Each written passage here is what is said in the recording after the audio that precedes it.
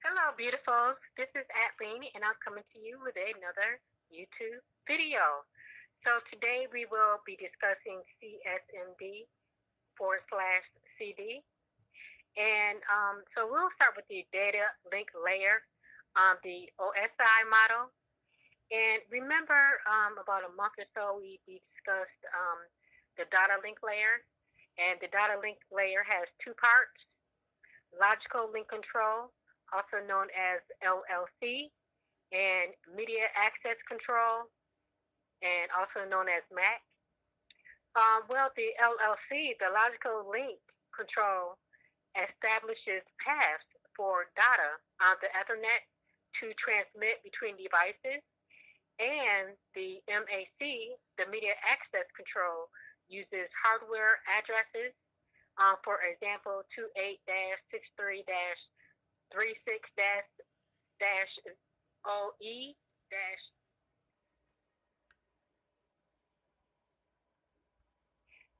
OB F2 46, that are assigned to Ethernet network interface cards, NICs. Well, you may say, well, why? Well, the reason is to identify specific computers or devices to show the source and destination of the data transmission. So that's very interesting, right? Yes, yes, it is. So let's go ahead and discuss CSMA forward slash CD. Okay, so today we will be discussing CSMD. The reason is to identify specific computers or devices to show the source and destination of the data transmission. So that's very interesting, right? Yes, yes, it is. So let's go ahead and discuss CSMA forward slash CD. Okay, so the Ethernet transmits the data packet, and in this data link layer, via you'll see ones and zeros. For example, 101, 101, 01. And using this is called an algorithm. Using an algorithm called CSMA forward slash CD, also known as carrier sense multiple access with collision detection.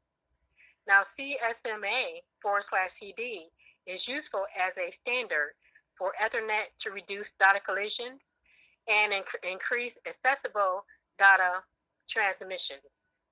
Now, the first algorithm first checks to see if there is traffic on the network, and if it doesn't find any traffic on the network, it will send out the first bit of information.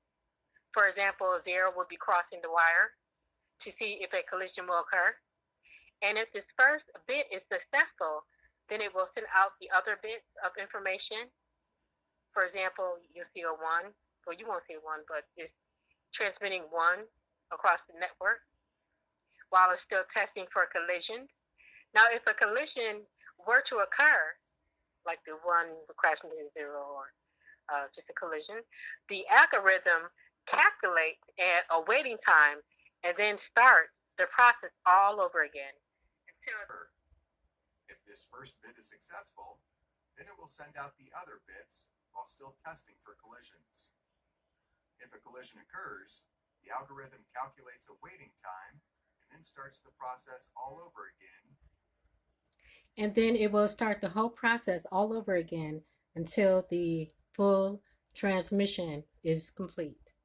Faster Ethernet in full duplex mode and incorporate switches, then we are utilizing a star topology between the switch ports and the devices, and this allows for more direct transmission paths and fewer collisions versus a bus topology where all the devices share the same path. So the capabilities is growing. Ethernet capabilities is growing fast with various technologies arising daily. So I would like to go over, do I know this already?